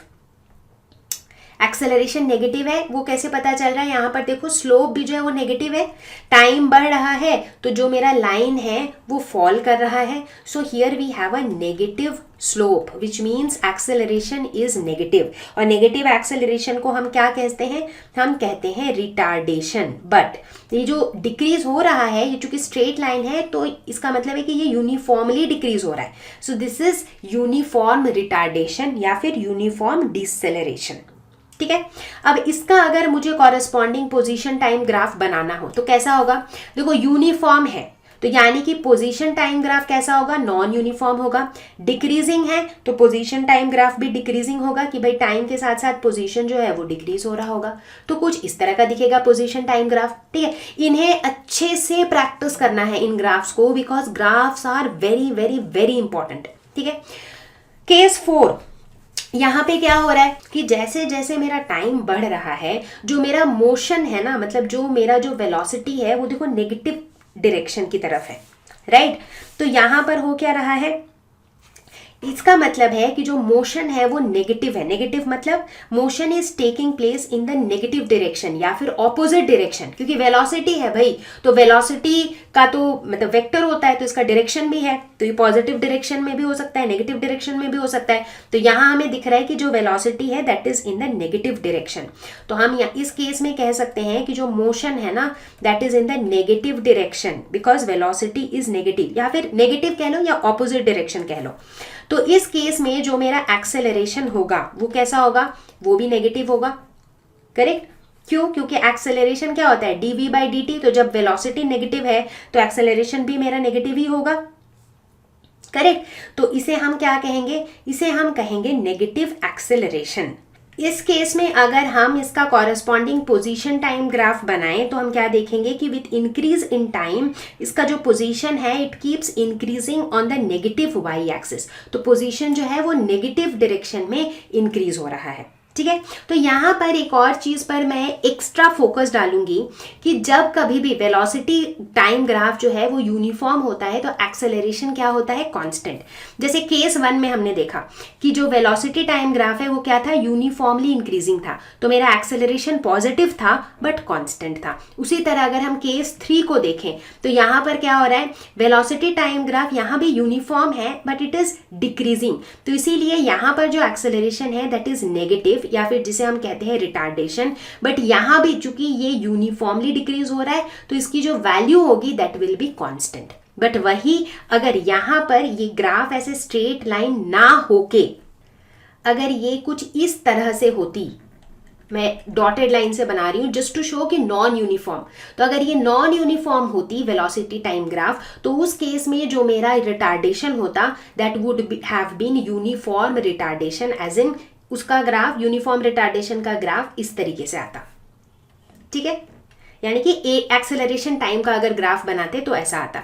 उसी तरह से यहां पर भी अगर ये इंक्रीजिंग होता नॉन यूनिफॉर्मली तो तब मेरा एक्सेलरेशन पॉजिटिव होता और उसका ग्राफ जो है एक स्ट्रेट लाइन की तरह जाता, यूनिफॉर्म एक्सेलरेशन। ठीक है, तो ये जो पॉइंट था, ये जो चारों केसेस थे दे आर वेरी इंपॉर्टेंट। तो सभी के लिए ये होमवर्क रहेगा कि आप अपनी नोटबुक में अलग अलग सिनेरियोज के सारे 4 डिफरेंट केसेस के पोजीशन टाइम ग्राफ बनाओ, उनके कॉरेस्पॉन्डिंग वेलोसिटी टाइम ग्राफ बनाओ और उनके कॉरेस्पॉन्डिंग एक्सेलरेशन टाइम ग्राफ बनाओ। और अगर आप ये तीनों बना पाते हो तो इसका मतलब है कि ग्राफ के कॉन्सेप्ट्स आपके हो चुके हैं क्रिस्टल क्लियर। तो यहाँ पर हम एक्सेलरेशन टाइम ग्राफ के कॉन्सेप्ट पे एक क्वेश्चन देखते हैं। A car moves with its velocity uniformly increasing from 2 metre per second to 3 metre per second for 10 minutes, after which it keeps moving with constant velocity for another 15 minutes, then starts retarding for 5 minutes and finally stops। ठीक है, तो सबसे पहले हम graph बनाते हैं। ठीक है, तो क्वेश्चन में तो वेलोसिटी का दिया हुआ है पैटर्न, तो इसीलिए हम क्या बनाते हैं, सबसे पहले बनाते हैं वेलोसिटी टाइम ग्राफ। तो क्वेश्चन क्या कह रहा है कि कार जो है वो यूनिफॉर्म वेलोसिटी से मूव कर रहा है। लेट्स से वेलोसिटी का इधर हमने लिया 1 2 3 4 and all these are in metre per second. इधर हमने टाइम का लिया let's say 5 10 15 20 25 30 and all these are in minutes। ठीक है, तो अब क्वेश्चन क्या कह रहा है कि कार जो है ये 2 मीटर पर सेकेंड से 3 मीटर पर सेकेंड वेलोसिटी जो है इंक्रीज हो रही है फॉर 10 मिनट्स, मतलब 0 से लेकर के 10 मिनट्स तक में वेलोसिटी 2 से लेकर के 3 हो जा रही है। ठीक है, यही कह रहा है क्वेश्चन। तब ये 10 मिनट्स के कॉरेस्पॉन्डिंग 3 है इसकी। ठीक है, उसके बाद क्या हो रहा है, उसके बाद it is moving with constant velocity for 15 minutes, मतलब 10 से अगर शुरू करें तो 5 5 5 ये 25 के कॉरेस्पॉन्डिंग तक जो है ये 15 मिनट जो है ये कांस्टेंट वेलोसिटी से मूव कर रहा है, यानी कि ऐसे वेलोसिटी चेंज ही नहीं हो रही है। और उसके बाद it is retarding for 5 minutes, मतलब 25 से 30 तक जो है ये रिटार्ड कर रहा है for 5 minutes and finally stops, मतलब ये 5 मिनट के बाद ये स्टॉप ही हो जा रहा है। तो बेसिकली ये ऐसे ड्रॉप करके यूं स्टॉप हो जा रहा है। तो अगर इस वेलोसिटी टाइम ग्राफ को हम देखें तो हमारी इस पूरी जर्नी के ना 3 फेजेस हैं। लेट अस से ये मेरा फेज 1 है, ये फेज 2 है और ये फेज 3 है, ठीक है। तो अगर मुझे इसका कॉरेस्पॉन्डिंग एक्सेलरेशन टाइम ग्राफ बनाना हो तो मैं कैसे बनाऊंगी? वो बनाने के लिए मुझे पता होना चाहिए कि ये जो तीनों फेजेस हैं, इन तीनों फेजेस में एक्सेलरेशन की वैल्यूज क्या क्या हैं। तो सबसे पहले वो कैलकुलेट करेंगे। बात करते हैं फेज 1 की। तो इस वाले फेज में हम क्या देख रहे हैं, जो मेरी वेलोसिटी है वो यूनिफॉर्मली इंक्रीजिंग है, विच मीन्स मेरा एक्सेलरेशन कैसा होगा, मेरा एक्सेलरेशन कांस्टेंट होगा। और एक्सेलरेशन हम कैसे निकालेंगे? स्लोप ऑफ द लाइन से, ठीक है। और इस लाइन का स्लोप क्या हो जाएगा? लेट अस से इफ दिस इज थीटा, तो ये हो जाएगा, स्लोप हो जाएगा tan थीटा, करेक्ट। और tan थीटा क्या हो जाएगा? Perpendicular by base. तो ये वाला परपेंडिकुलर क्या हो जाएगा? 3 - 2 और बेस क्या हो जाएगा? 10 - 0, ठीक है। ये हो गया। अब देखो यहाँ पर अभी तक यूनिट्स कंसिडर नहीं किया है, तो इधर जो वेलोसिटी है that is in metre per second और नीचे जो है ये मिनट्स में है, तो इसीलिए मिनट्स को भी हम सेकेंड्स में कन्वर्ट कर देंगे। तो लेट अस सपोज कि इसको जो भी हमने कैलकुलेट किया, अभी हम कैलकुलेशन नहीं कर रहे हैं because I just want you to understand the concept. So let us suppose इसकी वैल्यू आ गई A1 metre per second square, ठीक है। अब इसका मतलब जब हम एक्सेलरेशन टाइम ग्राफ बनाएंगे तो ये वैल्यूज काम आएंगी। चलो अब सेकेंड फेज में देखते हैं क्या होता है। अब सेकेंड फेज में देखो जो मेरी वेलोसिटी है वो कांस्टेंट है, इसका मतलब जो एक्सेलरेशन होगा that will be equal to 0, क्योंकि वेलोसिटी चेंज ही नहीं हो रही है तो rate of change of velocity will be 0। अब बात करते हैं फेज 3 की। तो फेज 3 में क्या होगा? मेरा एक्सेलरेशन यहाँ पर भी जो है यूनिफॉर्मली डिक्रीजिंग वेलोसिटी है, तो यानी कि एक्सेलरेशन कैसा होगा? होगा तो कांस्टेंट, बट एक्सेलरेशन यहाँ पर नेगेटिव होगा, क्योंकि ये जो लाइन है ना, this line has negative slope. जैसे जैसे टाइम इंक्रीज हो रहा है इट इज फॉलिंग डाउन, तो यहाँ पर नेगेटिव स्लोप होगा हमारा। तो यहाँ भी acceleration will be given by slope which is tan theta, ठीक है। So theta will be basically this theta, मतलब ये वाला जो थीटा होगा that will B 180 degree minus ये वाला थीटा, करेक्ट। तो उस लॉजिक के हिसाब से this will be equal to 0 - 3 divided by 5, correct. क्यों? क्योंकि यहाँ पर जो मेरा टाइम है this is the base, right. So this is base and this is perpendicular. So how much is this perpendicular? It is 3 और this is negative slope, तो यहाँ पर माइनस में आएगा। So इसको भी जब हम कैलकुलेट करेंगे, इसको भी आप मिनट को सेकेंड्स में चेंज कर लो and let's say you get -A2 meter per second square, ठीक है। तो अब मुझे एक्सेलरेशन की वैल्यू ये तीनों फेजेस में पता चल गई हैं। तो अब जब मैं एक्सेलरेशन टाइम ग्राफ बनाऊंगी तो क्या होगा? लेट अस से यहाँ पर भी हम ऐसे ही बनाते हैं 5, 10, 15, 20, 25, 30, ठीक है। तो यहाँ पर हम कहेंगे कि जो मेरा फेज 1 था, यानी कि 0 से लेकर के 10 मिनट्स तक का जो टाइम था, इसमें मेरा एक्सेलरेशन रहेगा कांस्टेंट और ये वाली कांस्टेंट की वैल्यू हो जाएगी A1। तो जो भी एग्जैक्ट वैल्यू आपकी निकलती है यहाँ पर वो वाली वैल्यू होगी, ठीक है। उसके बाद 10 मिनट से लेकर के 25 मिनट्स तक मेरी एक्सेलरेशन रहेगी 0, ठीक है। तो यानी कि ये कुछ इस तरह का बनेगा, पहले A1, उसके बाद ड्रॉप कर जाएगा 0 और 25 तक 0 रहेगा और उसके बाद जो एक्सेलरेशन है दैट विल बिकम नेगेटिव। तो मतलब ये नेगेटिव में इसकी वैल्यू चली जाएगी कुछ यूँ, तो ये जो नेगेटिव वैल्यू होगी that will be corresponding to -A2, ठीक है। तो मेरा एक्सेलरेशन टाइम ग्राफ कुछ इस तरह का बनेगा। तो इससे आपको आइडिया लगा होगा कि किस तरह से वेलोसिटी टाइम ग्राफ से हम एक्सेलरेशन टाइम ग्राफ को बना सकते हैं। एक्सेलरेशन टाइम ग्राफ बनाने के लिए हमें हर एक फेज में एक्सेलरेशन की वैल्यू निकालनी होगी, ठीक है। तो अभी तक हम बात कर रहे थे स्लोप ऑफ द कर्व के बारे में। अब हम वेलोसिटी टाइम ग्राफ के अंदर बात करेंगे एरिया अंडर द कर्व। आपने देखा होगा, आपने अपने टेक्स्ट बुक में पढ़ा होगा कि area under velocity time graph is equal to displacement. अच्छा, एरिया अंडर द ग्राफ का मतलब क्या होता है? तो बेसिकली जो डिस्प्लेसमेंट और वेलोसिटी का रिलेशन है वो कैसा है? Velocity is equal to ds by dt if s is the displacement. ठीक है, तो चूंकि वेलोसिटी जो है वो ds बाई dt होता है, इसीलिए जब हम पोजीशन टाइम ग्राफ की बात करते हैं या फिर डिस्प्लेसमेंट टाइम ग्राफ की बात करते हैं तो उसका स्लोप देता है वेलोसिटी। अब जब हम वेलोसिटी टाइम ग्राफ की बात करेंगे, यानी कि इस रिलेशन से हम ये भी कह सकते हैं कि v dt is equal to ds। तो अब जब हम वेलोसिटी टाइम ग्राफ की बात करेंगे तो वेलोसिटी टाइम ग्राफ में एरिया अंडर द कर्व जो है वो देता है हमें displacement. Area under the curve का मतलब क्या होता है? लेट अस सपोज ये मेरा वेलोसिटी टाइम ग्राफ है, वाई एक्सिस में वेलोसिटी है और एक्स एक्सिस में टाइम है और ये मेरा ग्राफ है। अगर ग्राफ ऐसा है, एरिया अंडर द कर्व का मतलब होता है कि ये जो लाइन है, इस लाइन के अंदर जितना एरिया फॉल करता है इस तरीके से, ये मेरा क्या है? This is displacement. तो मतलब इस पर्टिकुलर ग्राफ के लिए अगर आप इस रेक्टेंगल का एरिया निकाल लो which will be equal to 4 into 3, so that will give you displacement. अब कई तरह के ग्राफ आपके पास हो सकते हैं। अगर VT ग्राफ इस तरह का है, this is velocity, this is time, और अगर इस तरह का ग्राफ है, क्या करोगे आप? इसको यूं ज्वाइन कर दो और उसके बाद इस पूरे ग्राफ के अंदर जो एरिया है that will give you displacement. अगर आपका ग्राफ इस तरह का है तो अब क्या करोगे? ये भी वेलोसिटी टाइम ग्राफ है, इसको भी आप इस तरीके से ज्वाइन कर दो और इस ग्राफ के अंदर का जो एरिया है that will give you displacement. अगर मेरा ग्राफ कुछ ऐसा है तब भी कोई दिक्कत नहीं है, हम तो वही चीज़ फॉलो करेंगे। इसे हम कर देंगे इस तरह से ज्वाइन एक्स एक्सिस के साथ और इसके अंदर का जो भी एरिया है that will give us displacement. तो इस तरीके से हम आइडेंटिफाई करते हैं area under the VT curve and area under the VT curve gives us displacement.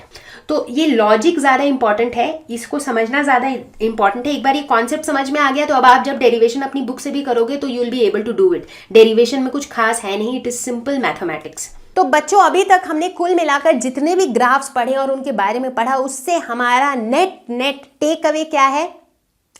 Distance time graph का स्लोप हमें देता है स्पीड, पोजीशन टाइम ग्राफ का स्लोप हमें देता है वेलोसिटी, वेलोसिटी टाइम ग्राफ का स्लोप हमें देता है एक्सेलरेशन, और वेलोसिटी टाइम ग्राफ का एरिया अंडर द कर्व हमें देता है डिस्प्लेसमेंट। एग्जैक्टली। तो ये जो चारों चीजें हैं ये आपको बहुत ज्यादा काम आने वाली है क्वेश्चन सॉल्व करते टाइम। ठीक है, इसके अलावा हमने और कौन सी बेसिक चीजें सीखी? हमने ये भी सीखा कि जो वेलोसिटी होता है वो क्या होता है? Rate of change of position. So velocity v is equal to dx by dt। ठीक है, उसी तरह से एक्सेलरेशन क्या होता है? Rate of change of velocity, यानी कि a is equal to dv by dt। तो बार बार मैंने पहले भी रिपीट किया है, मैं फिर से कह रही हूं कि इस तरह के न्यूमेरिकल्स को सॉल्व करने के लिए आपको बेसिक कैलकुलस की नॉलेज की ज़रूरत होगी। आपको पता होना चाहिए कि डिफरेंशिएशन कैसे करते हैं, इंटीग्रेशन कैसे करते हैं, जो मैं इस वीडियो में कवर नहीं कर रही हूँ, बट इसके लिए दूसरा वीडियो है ना, तो इस वीडियो को पक्का से देख लेना इस पर्टिकुलर वीडियो को देखने से पहले, क्योंकि अगर आपको डिफरेंशिएशन इंटीग्रेशन नहीं आती है तो आपको न्यूमेरिकल सॉल्व करने में दिक्कत आने वाली है। तो इसी के साथ चलो कुछ सिंपल वाले कैलकुलस से रिलेटेड क्वेश्चंस हो जाएं। तो चलो एक सिंपल सा एग्जांपल लेते हैं। तो ये डिफरेंशिएशन इंटीग्रेशन रिलेटेड ना क्वेश्चन के पैटर्न कुछ इस तरह के होते हैं। लेट अस सपोज आपको दिया हुआ रहेगा कि given t is equal to alpha x square plus beta x, जहां पर alpha and beta they are constants. ठीक है, ये कांस्टेंट है और हमें क्या निकालना है? We have to find out retardation. Retardation क्या है? Negative acceleration. ठीक है, तो अब हम क्या करेंगे? मेरे पास दिया हुआ है कि t is equal to alpha x square plus beta x और मुझे निकालना है एक्सेलरेशन। एक्सेलरेशन होता क्या है? एक्सेलरेशन होता है dv बाई dt। ठीक है, वेलोसिटी होता क्या है? वेलोसिटी होता है dx बाई dt। यहाँ पर x क्या है? x is basically the displacement. ठीक है, तो यानी कि एक्सेलरेशन क्या हो गया? ये हो गया d square x by dt square. ठीक है, ये मेरी जो है ये मेरी बेसिक नॉलेज है। ठीक है, तो अभी ये जब मेरे पास दिया हुआ है एक्सप्रेशन, तो मैं क्या करूंगी, I will differentiate this entire thing with respect to t. ठीक है, तो ये क्या हो जाएगा, d t by d t is equal to alpha का डिफरेंशिएशन तो होगा, मतलब अल्फा बाहर रहेगा, d by d t of x square plus beta constant है तो बीटा बाहर रहेगा, d by d t of x. अब देखो ये डिफरेंशिएशन कैसे हो रहा है, इसके लिए आपको वो डिफरेंशिएशन वाली वीडियो देखनी है जिसका लिंक आपको ऊपर दिख रहा होगा, जिसका लिंक डिस्क्रिप्शन में भी दिया हुआ है, तो please please do watch that video. ठीक है, तो अब देखो D t by d T इधर क्या हो जाएगा, 1 हो जाएगा, और यहाँ पर क्या हो जाएगा, d by d t of 2x square क्या हो जाएगा, 2x क्या होता है, x to the power n का क्या होता है, nx to the power n minus 1, तो यानी कि 2x to the power 2 minus 1, so 2x हो जाएगा। ठीक है, into d x by d t, ऐसे ही होता है डिफरेंशिएशन, प्लस इधर क्या हो जाएगा, beta d x by d t. अब अभी अभी हमने देखा what is d x by d t, d x by d t is v, that is velocity, तो हम इसे लिख सकते हैं 1 is equal to alpha 2x v plus beta v। ठीक है, अब यहाँ से हम ये भी लिख सकते हैं कि 1 बाई वी, अगर v को इधर कॉमन ले लिया और इधर भेज दिया तो 1 by v is equal to 2 alpha x plus beta. ठीक है, बट मुझे निकालना क्या है, मुझे तो एक्सेलरेशन निकालना है, तो इसका मतलब हम इसे फिर से डिफरेंशिएट करेंगे विथ रेस्पेक्ट टू टी, तभी तो d v by d t आएगा, राइट। तो ये क्या हो जाएगा, d by d t of 1 by v, 1 by v is v to the power minus 1, और इधर क्या हो जाएगा, इधर 2 अल्फा कॉन्स्टेंट है, d x by d t, और कांस्टेंट का डिफरेंशिएशन, सिर्फ कांस्टेंट का डिफरेंशिएशन इज 0, तो ये 0 हो जाएगा। तो इसके बाद ये क्या हो जाएगा, देखो v to the power minus 1, हमें क्या पता है x to the power n का क्या होता है differentiation, n x to the power n minus 1, तो यहाँ पर हो जाएगा minus 1 v to the power minus 1 minus 1, ऐसे ही हो जाएगा, into d v by d t, this is equal to 2 alpha d x by d t को हम लिख सकते हैं v, so this will be equal to minus 1 by v square, d v by d t को हम acceleration लिख सकते हैं, this is equal to 2 alpha v, और acceleration is equal to minus 2 alpha v cube. तो negative acceleration को ही हम रिटार्डेशन कहते हैं, तो इसीलिए जब हम रिटार्डेशन इज इक्वल टू लिखेंगे तो नेगेटिव साइन लिखने की जरूरत नहीं है, क्योंकि retardation itself means negative, so retardation will be equal to 2 alpha v cube. तो ये हो जाएगा मेरा आंसर। ठीक है, मैं फिर से बता रही हूँ कि डिफरेंशिएशन कैसे करते हैं, इंटीग्रेशन कैसे करते हैं, वो मैं इस वीडियो में नहीं बता रही हूँ, क्योंकि उसके लिए मैंने अलग वीडियो बना रखा है, तो सबसे पहले उस वीडियो को देख लो, तो आपको इन्हें समझने में कोई दिक्कत नहीं होगी। तो चलो एक और एग्जाम्पल लेते हैं। अब इस एग्जाम्पल में हम यूज करेंगे इंटीग्रेशन के कॉन्सेप्ट का। यहाँ पर एक्सेलरेशन दिया हुआ है a is equal to 3t plus 4, और हमें वेलोसिटी निकालनी है at t is equal to 2 seconds. ठीक है, अब हमें क्या पता है कि acceleration is equal to d v by d t. ठीक है, ये हमें पता है। तो एक्सेलरेशन अगर वेलोसिटी का डिफरेंशिएशन है तो वेलोसिटी क्या हो जाएगा, एक्सेलरेशन का integration, correct. So that is how it is. तो चलो उसी लॉजिक से यहाँ भी करेंगे। अब a is equal to 3t by 4 दिया हुआ है, यानी कि dv by d t, a की जगह हम dv बाई डी टी लिख सकते हैं, this is equal to 3t plus 4, तो dv is equal to 3t plus 4 into d t, d t को हमने इधर कर दिया। अब हम दोनों तरफ कर देते हैं इंटीग्रेट। ठीक है, तो ये v is equal to 3 integration of t d t, मतलब इस वाले टर्म को साथ में ले लिया, plus 4 integration of d t. तो 3 integration of t d t क्या हो जाएगा, t to the power n plus 1 divided by n plus 1। ठीक है, t टू द पावर 1 है यहाँ पर, so t to the power 1 plus 1 divided by 1 plus 1, यही ऐसे ही करते हैं इंटीग्रेशन, प्लस 4 यहाँ पर integration of d t is t, so this is equal to 3t square by 2 plus 4t। तो ये v की वैल्यू हो गई, लेकिन मुझे वेलोसिटी की वैल्यू निकालनी है at t is equal to 2 seconds. तो उसके लिए हम क्या करेंगे, t की जगह 2 डाल देंगे, तो ये हो जाएगा 3 into 2 square divided by 2 plus 4 into 2, this is equal to 6 + 8 which is equal to 14 metre per second. तो इस तरीके से हम करेंगे डिफरेंशिएशन इंटीग्रेशन वाले क्वेश्चंस को सॉल्व। तुम्हारा आंसर आया क्या? अमेजिंग। तो बच्चा पार्टी, इसी के साथ हम पहुंच चुके हैं काइनेमैटिक इक्वेशंस ऑफ मोशन पे। अब ये इक्वेशंस ऑफ मोशन क्या होते हैं? तो यहां पर हम देखेंगे कि हमें मिलेंगे 3 ऐसे इक्वेशंस जो ये अलग अलग क्वांटिटीज को रिलेट करेंगे, जैसे कि एक्सेलरेशन, स्पीड, डिस्प्लेसमेंट, टाइम, इन सब के बीच में ना एक रिलेशन एस्टैब्लिश कर देंगे। और ये इक्वेशंस हमें क्या काम आएंगे? एग्जाम में काम आएंगे, दैट इज फाइन। इसके अलावा रियल लाइफ में क्या काम आएंगे? क्योंकि इन इक्वेशंस के हेल्प से हम बहुत सारी रियल लाइफ प्रॉब्लम्स को मैथमेटिकली सॉल्व कर सकते हैं। जैसे कि फॉर एग्जांपल एक रियल लाइफ सिचुएशन सोचो। मान लो एक बंदा गाड़ी चला रहा है, उसने ब्रेक लगाया, राइट? तो गाड़ी को एक्चुअली में रुकने में थोड़ा टाइम लगता है। तो कितना टाइम लगेगा? अगर हमें उस बंदे की स्पीड वगैरह पता है तो वी कैन एक्चुअली कैलकुलेट कि ब्रेक अप्लाई करने के बाद कितने देर में गाड़ी स्टॉप होगी, राइट? तो इस तरह की बहुत सारी, इनफैक्ट जितने भी आप न्यूमेरिकल सॉल्व करोगे they are all real life situations. वो कोई इमेजिनरी सिचुएशन नहीं है, वो सारे रियल लाइफ सिचुएशन होते हैं। ठीक है, तो चलो फटाफट से देखते हैं कि कौन से हैं ये 3 इक्वेशंस। उससे पहले आपको पता होने चाहिए ये सारे एब्रीविएशंस, जैसे कि इन इक्वेशंस ऑफ मोशन में हम U यूज करेंगे for initial velocity, V use करेंगे for final velocity, T time taken, A acceleration और S फॉर डिस्प्लेसमेंट। ठीक है, तो हमारा पहला इक्वेशन ऑफ मोशन है V is equal to U plus AT। ठीक है, ये बहुत ही आसान, मतलब ये इसे डिराइव करना बहुत ही आसान है। इनफैक्ट एक्सेलरेशन क्या होता है? Change in velocity with time, यानी कि final velocity minus initial velocity by time. और बस यहीं से डिराइव हो जाता है हमारा पहला इक्वेशन। दूसरा इक्वेशन है S is equal to UT plus half AT square. तो देखो दूसरा इक्वेशन और पहला इक्वेशन में फर्क क्या है? दूसरा इक्वेशन में फाइनल वेलोसिटी का इन्वॉल्वमेंट नहीं है। तो बहुत बार आपको ऐसे सिचुएशंस मिलेंगे जहां पर आपको फाइनल वेलोसिटी पता नहीं है, लेकिन आपको इनिशियल वेलोसिटी पता है, आपको टाइम पता है। तो वैसे केस में आप ये सेकेंड इक्वेशन को अप्लाई करके डिस्प्लेसमेंट निकाल सकते हो। थर्ड इक्वेशन है V square is equal to U square plus 2AS। अब इस इक्वेशन की खासियत यह है कि यहां पर टाइम इन्वॉल्व नहीं है।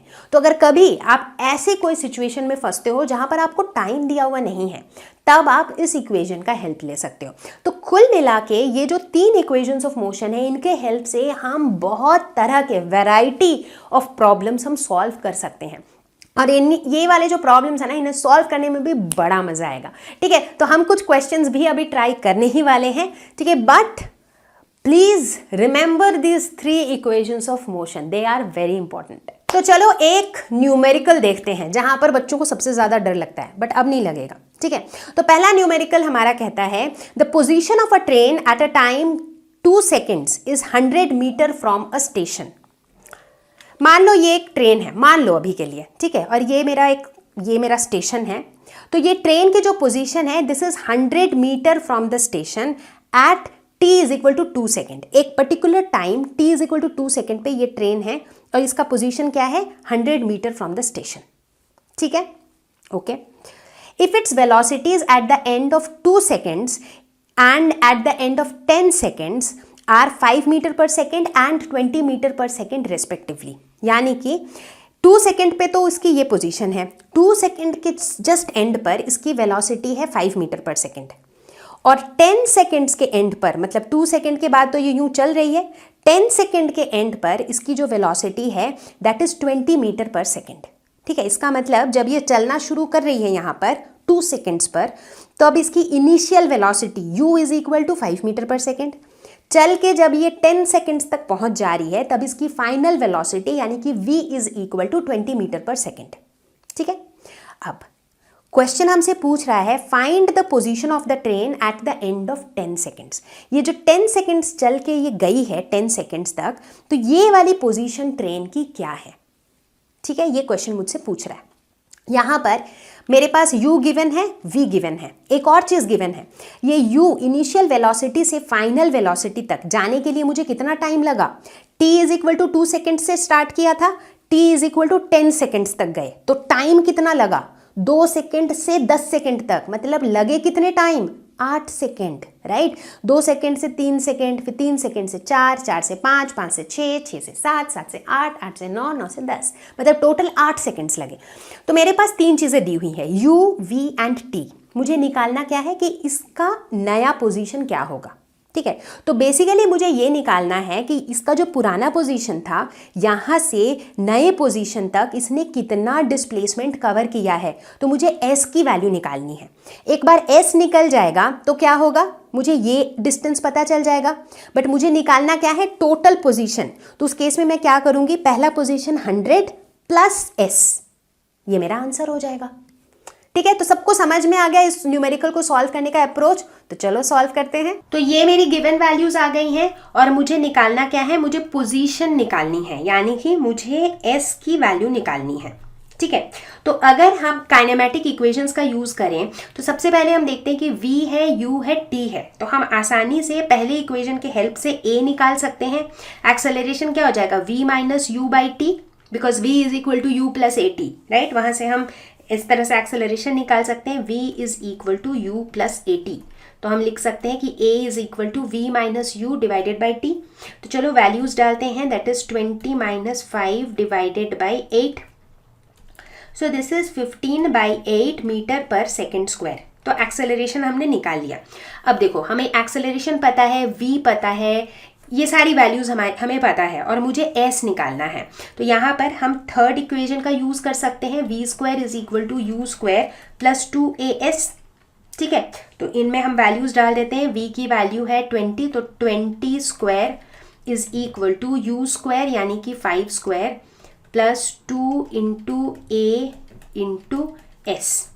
तो इसे अगर हम कैलकुलेट करेंगे तो S की वैल्यू आ जाएगी 100 मीटर्स, ठीक है। ये S क्या बता रहा है, ये S बता रहा है कि कितना डिस्टेंस जो है ये ट्रैवल करेगा। तो ये हमें बता रहा है कि जो ये ट्रेन है ना, ये जब 2 सेकेंड्स पे था, so let us suppose t is equal to 0 से शुरू किया, यहाँ पर t is equal to 2 seconds था और यहाँ पर let say t is equal to 10 seconds है।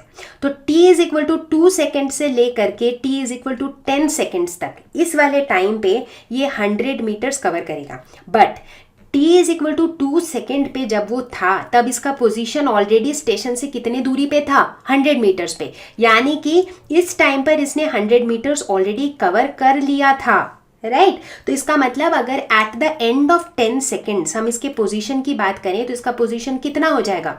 सो position of train at the end of 10 seconds will be equal to 100 plus 100, that is 200 metres, ठीक है। तो ये तो हमने इस क्वेश्चन को सॉल्व किया using the equations of motion. अब अगर हम चाहें तो हम इस इक्वेशन को ग्राफिकली भी सॉल्व कर सकते हैं, ठीक है। तो जस्ट फॉर योर अंडरस्टैंडिंग, क्योंकि जैसा कि मैं शुरू से बता रही हूँ कि इस लेसन में ग्राफ्स बहुत इंपॉर्टेंट हैं, तो एक बार ग्राफ का रिवीजन भी हो जाएगा और आपको समझ भी आ जाएगा कि किस तरह से हम ग्राफ के हेल्प से भी क्वेश्चंस को सॉल्व कर सकते हैं, ठीक है। सो let us draw the velocity time graph इसके केस में, ठीक है। So let's say this is 0, this is time is equal to 2 seconds, this is t is equal to 10 seconds, ठीक है। अच्छा, 2 seconds के end पे जो velocity थी, so this is my vt graph, तो ये जो velocity थी that is 5 meter per second। 10 seconds के end पे जो velocity थी that is let's say 20 meter per second। तो जो मेरा vt का जो ग्राफ बनेगा that will be somewhat like this, ये इस तरह का एक स्ट्रेट लाइन बनेगा, करेक्ट। तो अब अगर मुझे इसका पोजीशन निकालना है, राइट, और मुझे क्या पता है, अगर VT ग्राफ दिया हुआ है, VT ग्राफ में अगर मुझे टोटल पोजीशन या डिस्प्लेसमेंट निकालना है तो कैसे निकालते हैं, VT ग्राफ का एरिया अंडर द ग्राफ जो होता है दैट इज द डिस्प्लेसमेंट। तो यानी कि ये जो एरिया है this will give me displacement, correct, उस लॉजिक के हिसाब से। तो इस एरिया को कैसे निकालेंगे, what is this area, this is basically a trapezium. Trapezium sort of है, ऊपर एक ट्राइंगल है और नीचे एक रेक्टेंगल है, ठीक है। तो चलो ये शेडेड एरिया को निकालते हैं। So this area will be equal to area of this rectangle which is equal to length into breadth. So length क्या हो जाएगा, 10 माइनस 2 यानी कि 8 इंटू ये ब्रेड्थ कितना हो जाएगा 5, प्लस ये वाला ट्रायंगल का एरिया, तो ट्रायंगल का एरिया हो जाएगा हाफ इंटू बेस, बेस कितना है ट्रायंगल का, ये है base which is 8 into height, height है ये वाला यहाँ तक, यानी कि 20 माइनस 5 दैट इज़ 15, ठीक है। सो 2 4 ज़ा 8, ये हो जाएगा 40 plus 60 which is equal to 100 metres. तो देखो यहाँ पर भी जो 100 मीटर्स हमने फॉर्मूला से निकाला, यहाँ पर वही हमने ग्राफिकली निकाल लिया। तो यहाँ पर भी पोजीशन ऑफ द ट्रेन कितना हो जाएगा 100 प्लस 100। ये 100 प्लस 100 क्यों हो रहा है ये सबको समझ आ रहा है ना, क्योंकि हम यहाँ पे जो भी कैलकुलेट कर रहे हैं वो t इज इक्वल टू 2 से 10 सेकेंड तक का कर रहे हैं। बट जब ये 2 सेकेंड पे था तो ऑलरेडी इसका position was 100 metres from the station, तो इसीलिए उसके बाद इसने जो भी डिस्टेंस कवर किया उसके साथ हम वो 100 को ऐड कर देंगे। तो देखो दोनों ही केस में हमारा सेम आंसर आ गया है। तुम्हारा आंसर आया क्या? तो चलो अब देखते हैं हम दूसरा न्यूमेरिकल। ये न्यूमेरिकल कहता है a car moving along a straight road with a speed of 108 kilometre per hour is brought to stop within a distance of 200 metres. मतलब एक कार जो यूं चल रही थी, इसको ये कितने स्पीड से चल रही थी 108 किलोमीटर पर आवर, ठीक है, इसको रोक दिया गया, ठीक है। इसका मतलब इसकी इनिशियल वेलोसिटी कितनी थी 108 किलोमीटर पर आवर, जब ये रुक गई तो इसकी वेलोसिटी कितनी हो गई 0, रेस्ट पे है भाई, तो मतलब final velocity v is equal to 0, ठीक है। और इसे कितने डिस्टेंस पे रोक दिया गया 200 मीटर्स पे, यानी कि इनिशियल वेलोसिटी से फाइनल वेलोसिटी तक का जो डिस्प्लेसमेंट है s जो है that is 200 metres. What is the retardation of the car? अब ऑब्वियस सा बात है कि जब इसकी वेलोसिटी ज़्यादा से कम हो रही है, 108 किलोमीटर पर आवर से 0 हो रही है, इसका मतलब टाइम के साथ साथ वेलोसिटी कम हो रही है, यानी कि ये रिटार्डेशन हो रही है कि नहीं? तो मुझे वो रिटार्डेशन निकालना है। रिटार्डेशन इज नेगेटिव एक्सेलरेशन, तो मुझे एक्सेलरेशन की वैल्यू निकालनी है पहली। तो दूसरा पार्ट कहता है how long does it take for the car to stop, कि ये जो रुका है, मतलब पहले जो चल रहा था और आके रुका है, इसमें कितना टाइम लगा, मतलब इस कंप्लीट जर्नी में टोटल टाइम t कितना है। तो मेरे पास u दिया हुआ है, v दिया हुआ है, s दिया हुआ है, और मुझे निकालना क्या है a और t। तो चलो निकालें। तो ये हमारी गिवन वैल्यूज है जो कि सबको समझ में आ गया है। अब मुझे निकालना है रिटार्डेशन ऑफ द कार, तो बेसिकली एक्सेलरेशन निकालना है जो कि नेगेटिव में निकलेगी, और मुझे क्या निकालना है कि कितनी देर लगेगी कार को स्टॉप होने में, यानी कि मुझे टाइम भी निकालना है, ठीक है। तो सबसे पहले एक्सेलरेशन निकालेंगे, तो कैसे निकालेंगे, यहाँ s दिया हुआ है, v दिया हुआ है, u दिया हुआ है। तो पहला जो मेरा इक्वेशन होता है v is equal to u plus a t, वो नहीं यूज कर सकते हैं। क्यों? क्योंकि हमें a भी नहीं पता, हमें t भी नहीं पता, तो ये हमें काम नहीं आएगा अभी। दूसरा होता है s is equal to u t plus half a t square, क्या ये हमें काम आ सकता है? ये भी काम नहीं आएगा क्योंकि इसमें भी a और t दोनों चाहिए। तीसरा होता है v square is equal to u square plus 2as, देखो इसमें जो है t की ज़रूरत नहीं है, तो हम इसी थर्ड इक्वेशन का यूज़ करेंगे। तो v स्क्वायर हो जाएगा 0 square is equal to u square हो जाएगा 108 का square plus 2 into a into s, s is 200 metres, ठीक है। तो a की वैल्यू हो जाएगी माइनस, ओके। अब 108 जो है that is given in kilometre per our. देखो यूनिट्स का ध्यान देना पड़ता है क्योंकि बाकी चीज़ें मीटर में दी हुई हैं और ये किलोमीटर पर आवर में दिया हुआ है।